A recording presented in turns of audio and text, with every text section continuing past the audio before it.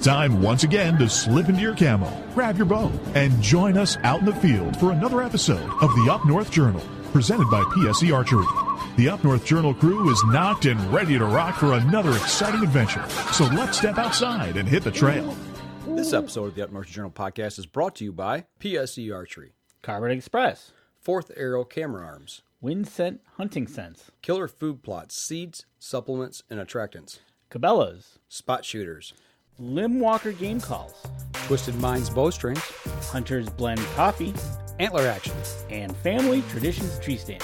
And don't forget you can catch us in syndication at 2 p.m. Eastern Time on goodtalkradio.com.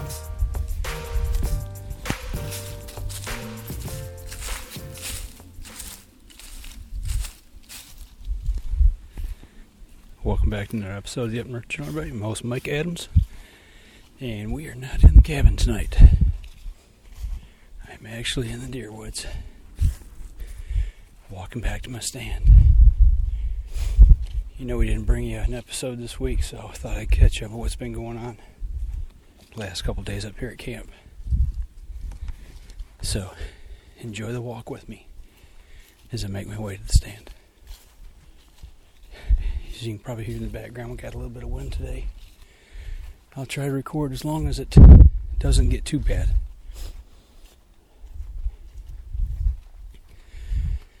Walking back through my hunting area right now. Probably 300-400 yards away from my stand. We had Dan DeFaw up here Saturday. Him and I came up, but it rained, actually poured all day long. Man, I'm walking on top of a huge footprint right now. Big deer. That's encouraging to see.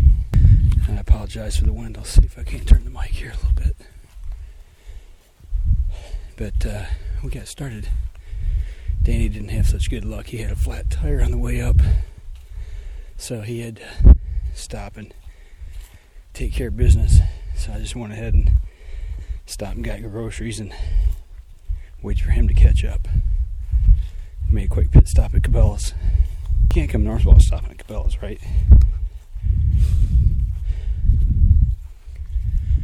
I'm walking along the edge of a food plot here. See if I can see anything down through the trees here. Wish you guys could see this, man. It's beautiful. Bluebird skies tonight. We got just a little bit of wind, though. Not liking it. I could do without the wind. But, like I said, we finally got up here and it poured down rain all day Saturday. So, we sat around camp, got everything ready. And then, Saturday night, Dan Yasa came in to camp, PSC manager, and we got after it Sunday morning. I thought I saw something. So, we got up about 5 o'clock. I realized it was a little too early. Got up and cooked breakfast. Got our gear together. Checked the weather. Found out the wind direction and proceeded to put both of them in stands. And then I headed to a stand that I'm heading to tonight, actually. And it was cold, probably between 35 and 40, rainy, drizzly, but we weren't going to let that stop us. Man, this is a heavy pack today. Got too much gear in my pack. Actually, I want to stop here for just a second. But we got into our stands and we sat till 10:30, I believe. And the only person that seen anything was Dan Yasa. He saw a 6-point. I didn't see anything in my stand. Danny didn't see anything where he was at. We had him set up on a scrape. So, I was hoping that he'd see some action. He had a doe tag that he was itching to punch. But no bucks or does come through. And Dan said, yes, I only saw the one buck. And I didn't see squat. But that's hunting, you know. Man, I'm walking underneath a Widowmaker limb right now on an oak tree. This limb always scares the crap out of me. Especially when the wind's blowing. It's not blowing too bad now, though. Getting underneath this thing.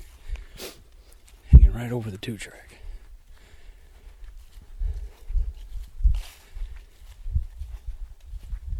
Man, what a beautiful evening.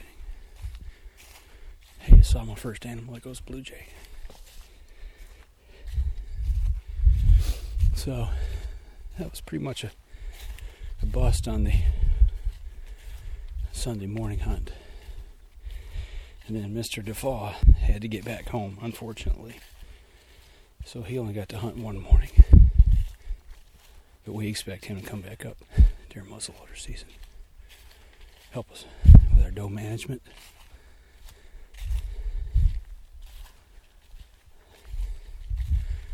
Alright, getting into my hunting area now. I need to slow it down a little bit. Take it easy.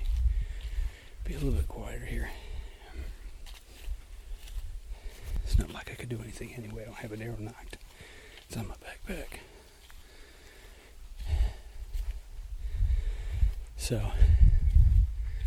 fixed lunch. Dan had a business call he had to go take. Check with a PSC dealer up here in the area. And then when he got back, he found me asleep on the couch, as usual, in the afternoon. And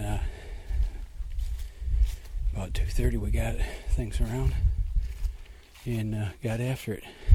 When I came out, I put him in a new stand. And I sat where he sat for the morning hunt. So, I tell you what, I'm getting real close here. I'm going to get up in my stand and we'll tell the rest of the story. So, I'd say I'd step outside and we'll be right back. But I'm already outside, so we'll be right back after this.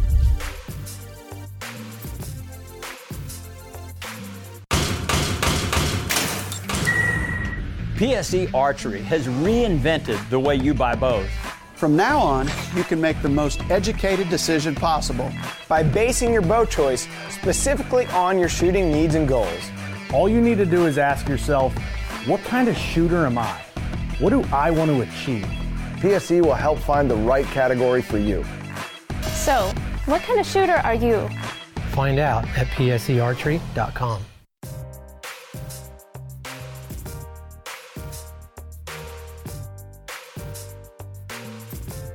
Welcome back, second segment of the show. Yes, I made it into the tree stand. Sitting, about 16 feet, 18 feet above ground in my family traditions tree stand. Sitting up here with the camera, got it all set. The wind is finally starting to die down a little bit, which is good. And still a bluebird sky, beautiful out. I just wish the sun wasn't shining in my face. Makes it a little difficult to see. You gotta keep moving around. Just as the sun moves, you gotta put a tree between you and the sun to be able to see. But that's what we gotta do because we've got a west wind. What little bit of wind is left now?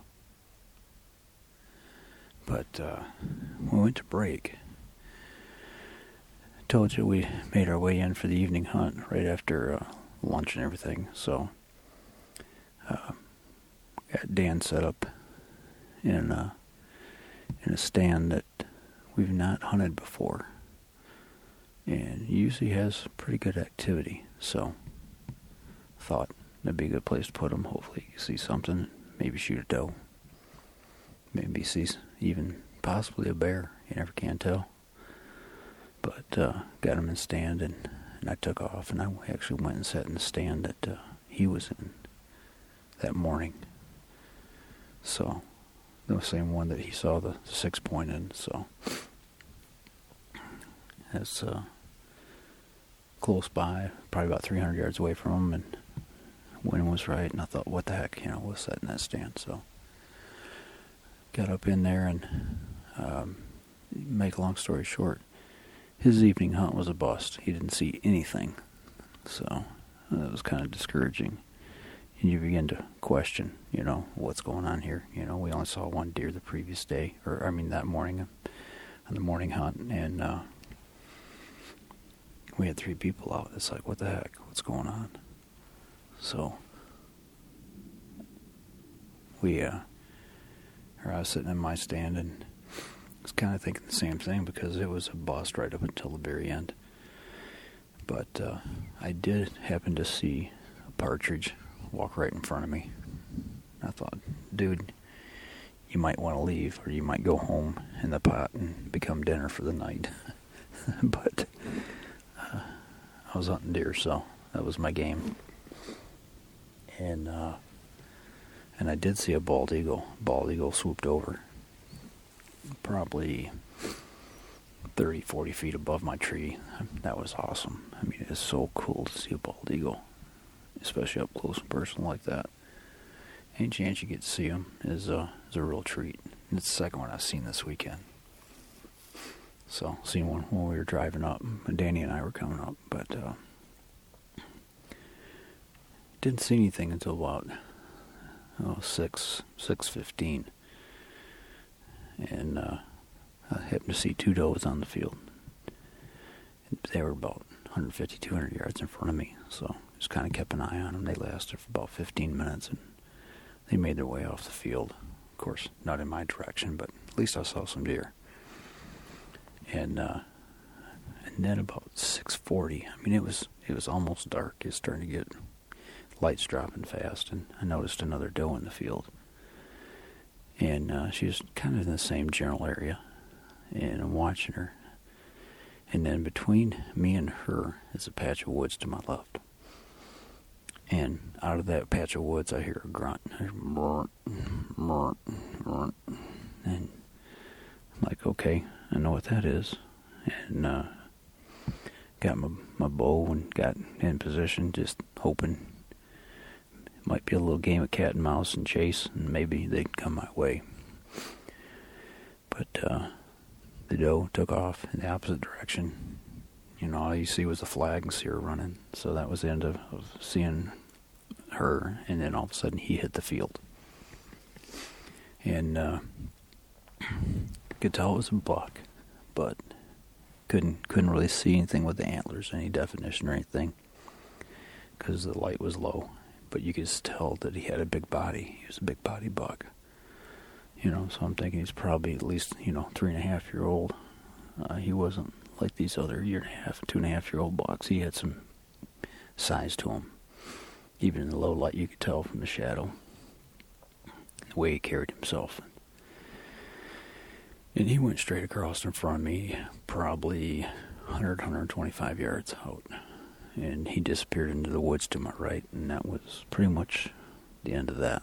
But it was really exciting. Got my blood pumping. That's why we're here. That's why we do what we do. Just to get out and experience stuff like that. But it was pretty awesome. So, but Dan, like I said, didn't see anything, and at least he was on the board for the morning with the 1 buck, and I was on the board seeing 4 deer in the evening. And of course, Danny wasn't with us. He'd already taken off and went home. Unfortunately, he couldn't manage to stay, so he had to get home. But that was Sunday, and the weather, it was kind of drizzly that evening, off and on, cloudy. Wind was blowing. Ooh, I see a black squirrel. See 2 of them. There's another one. That's pretty cool. There's quite a few of them right here in this area. But got a little damp again last night. It got cold. I got cold pretty quick, actually. And it was just a heavy damp weather yesterday. But we knew the forecast was supposed to change. You know, we talked about that in the evening, checked some stuff out, and checked the Weather Channel, and checked a couple other apps and things like that I'll talk a little bit more about here in just a few minutes. But oh, there goes another one. Another black squirrel. That one's about 40 yards away. It's pretty cool. Look like skunks with no racing stripes, but smaller. But we got in, fixed another venison dinner. If y'all watched on Facebook, you saw Danny and I had venison veggies first night there before Dan got into camp. And I had more, so we fixed that for Dan Yasa and I last night. So, had some good food, and rested a little bit, kicked back, watched the end of the World Series. Go Sox. That was pretty cool. Be able to watch that. And then got up this morning and hit it again. And got out here and got in stands by about 6:30. 7 o'clock. Yeah, it's probably about 7 o'clock, actually. Got up, made a little breakfast, and got things ready. Walked in, and this morning I switched things up a little bit, though. But I tell you what, let's take another break here real quick, and when I come back, we'll talk a little bit about what we did this morning and what's happening around here right now. So, once again, I'd step outside, but I'm already there, so we'll be right back after this. PSE Archery has always dominated the speed category. Now, the most revolutionary cam system ever to hit the market has perfected the shooting experience. Introducing PSE's Evolve Cam System, featuring extremely high let-off capabilities and the smoothest draw cycle in history. No other cam system has ever delivered this level of total comfort and total control. Experience PSE. Experience performance. Welcome back, third segment of the show.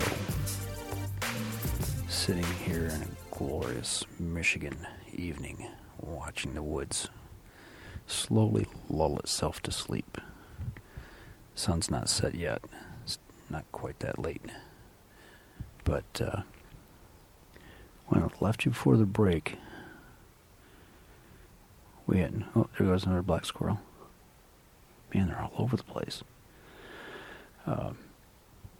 We talked a little bit about getting ready to come out for this morning's hunt.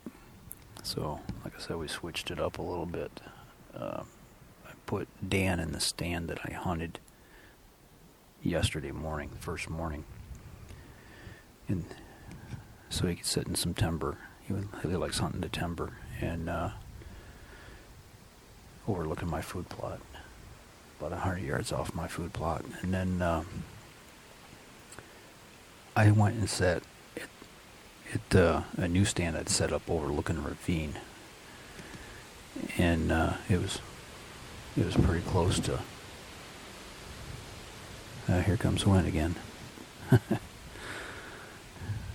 is overlooking a ravine, and on the other side of the ravine, I've got a little hunting shack. It's what I call the pine thicket. It's in a little thicket area, and it's got a little opening that we're going to put a food plot in one day, hopefully. But I was sitting in my new stand that I put up, and overlooking this ravine. It's had good sign in it. It's a good travel corridor. We've seen a lot of sign in there. Seen some deer moving through there pretty good too. So that's where I wanted to sit this morning. And the wind was coming out of the northwest, and so I said, well, Dan will be in a good spot, sitting in the stand I was in the first day, and actually the one I'm in right now. And then I knew that stand that I was going to sit in that morning, had some good potential. And we knew that the weather was supposed to break 8, 9 o'clock or so. So that's what we were planning on. And hopefully the deer be moving through the acorns and eating acorns and trying to get their candy off the forest floor before it's all gone. And, we knew we had an opportunity to hunt that area, so let's do it. Wind was right. So we got out, got him set up. I got set up. And it must have been about 8 o'clock. I only seen one deer for the whole day, but about 8 o'clock, over by my hunting shack, like I said, on the opposite side of the ravine, in the pine thicket, I heard a deer blow and just keep blowing for about 5 minutes. And I'm like, man, what's going on, Is that a deer with a coyote? Or I didn't think the deer had winded me because the wind direction wasn't right. So just kept listening, trying to figure out what's going on. And after she quit blowing, I thought, well, I better get ready. She might come through that ravine. And sure enough, here she come. And there's a little doe walked right by me broadside, 30 yards. And I'm thinking, man, I could pop you right now. But, she was last year's fawn, maybe 2.5-year-old. So it's like, that's not what we're here for. So I didn't shoot it and let it pass. So, but when she came through, man, she was really skittish. She had her tail tucked right between her legs. And she was on alert, high alert, just watching, looking, listening. I mean, really cautious. So I never did figure out what had spooked her until maybe a little later. I'll get to that in just a second. But Dan had a real good hunt in the morning, or this morning. He saw either 6, and I just got busted. I don't see a deer anywhere.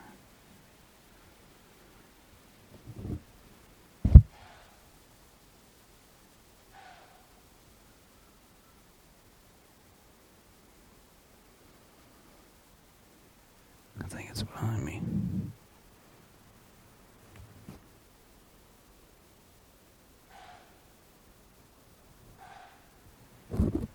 Nope. It's a little buck. Actually, I don't know what he's blowing at. He's not blowing at me. Walked right up beside me here.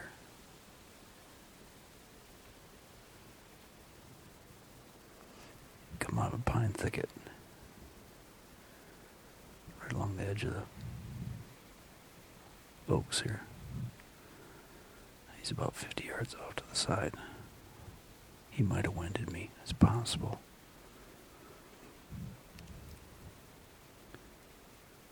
He ain't scared though. He's just walking off. Slow.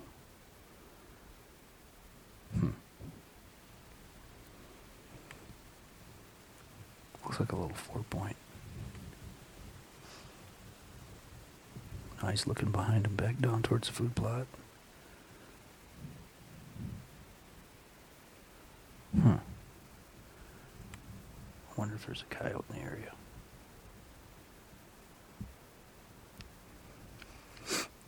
No, he's standing there looking right down in the food plot.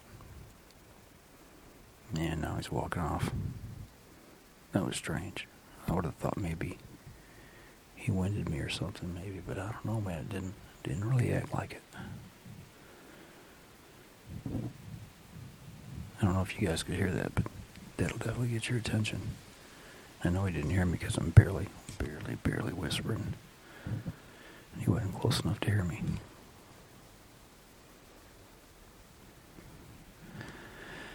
So, I can't remember where I was at now. What I was talking about Dan, where he was sitting here. He saw either 6 or 10 deer. He wasn't real sure. They kept meandering around and moving, but he saw at least 6 different deer. And it could have been 10. So,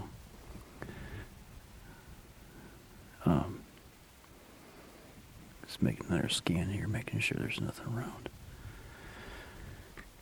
But at one point he heard a buck grunting off in the distance, running around, but he never did see it. So it may have been this little guy here that just came through. It's hard to say. So, but after the morning hunt, we were coming in, and we were walking the 2-track in, And in behind the area where that doe was blowing, we saw fresh coyote tracks from this morning, so it's very possible that's what she was blowing at. She might have picked that coyote up. From where she was at when she was blowing, she definitely could have seen him on the road. So, but that was a morning hunt. Dan packed up and headed out, and now I'm here to finish the job by myself. So we're sitting up here in northern Michigan, enjoying the evening, watching the sunset, waiting on deer. I'll tell you what, I'm going to take the last break, and when I come back, we'll talk a little bit about an app that I found and that Dan Janssen told me about that I've been checking out. So we'll be right back after this.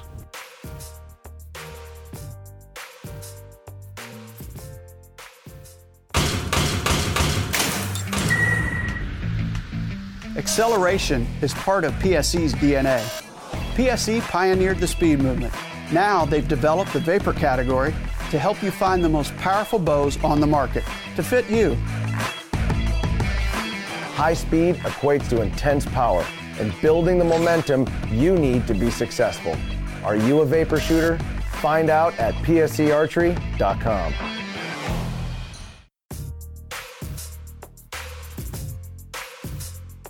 Welcome back to the last segment of the show. Yeah, I don't know which way where that little buck went. He kind of just walked off. Maybe he'll circle back around here in a minute. We'll get a better look at him and see what he's made of. But he's only a year and a half old buck. But when I went to break, I was telling you about this app that Dan told me about. It's called DeerCast. And actually, I don't know if it's made by the juries or the juries promote it or how that all works, but they're affiliated with it in some way, shape, or form.